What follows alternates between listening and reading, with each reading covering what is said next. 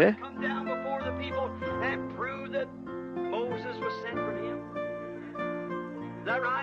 Dans une colonne de feu que Moïse avait dit avoir vue dans un buisson et qui lui avait parlé. Oh, en ces derniers jours, de voir cette même colonne de feu en plein là, au milieu de nous, qui prononce la même parole, non seulement ça, mais qui l'interprète, en la manifestant et en prouvant qu'elle est la vérité.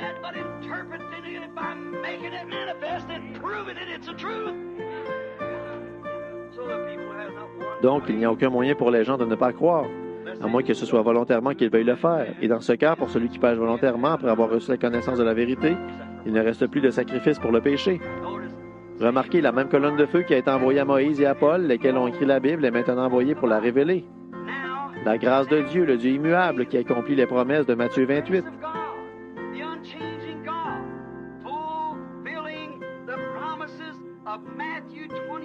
Voici, je suis avec vous toujours, qui accomplit Jean 14, 12.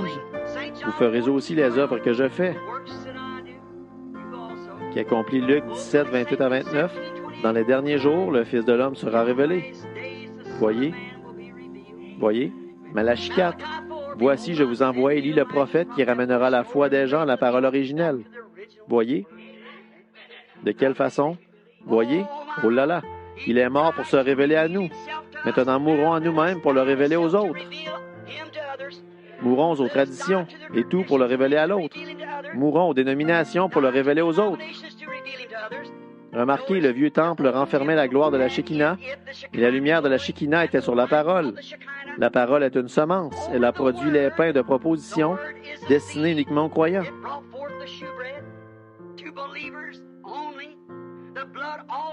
Le sang aussi était sur l'alliance, et le sang, c'est l'eau. L'eau qui donne la vie au grain, au blé, à la semence, qui est la parole.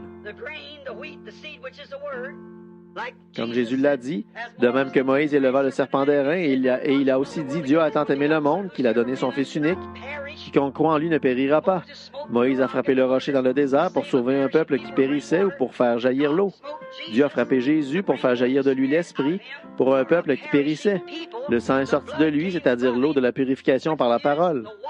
Et l'eau donne la vie à la semence, et c'est ce qui a fait jaillir la gloire de la Shekinah, laquelle a brillé sur la parole, ce qui a produit les pains de proposition.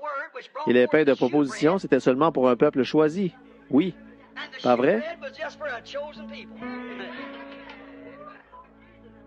Maintenant, en pénétrant à l'intérieur du voile, de l'autre côté du voile, dans sa présence, où se trouve la parole,